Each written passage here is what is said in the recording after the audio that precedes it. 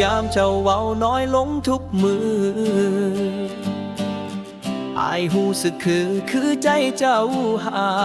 งรอยยิ้มเจ้าบ่คือเก่าเมื่อก่อนแววตาอ่อนซ้อนมันบ่คือวันวาน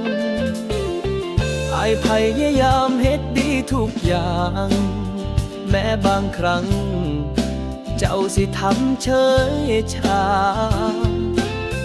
แต่อายยังฮักยังห่วงคือเก่าแม้ใจเจ้าสิไปหาผู้อื่นผู้โตบ่อายยังฮักยังห่วงทุกวันยังฝันถึงเจ้าบ่มีมือใดอายสิลืมเจ้าได้ลงแม้เจ้าสิบ่เอาแม้เจ้าสิบ่วุ่นแต่หัวใจอายยังห้องชื่อเจ้าเสมอเคยจับมือกันเดินทุ่งนาเคยหัวเราเสียงดังใสลมบัดนี้มีแต่อายยืนลำพังกลางคืนยัง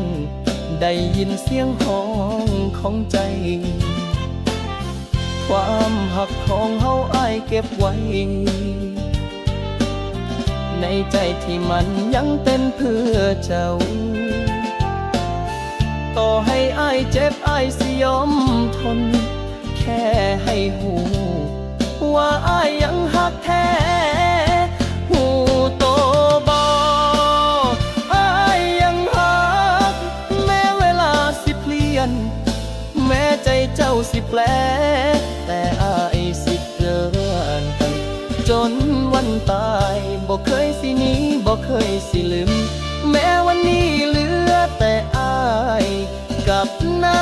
ำตา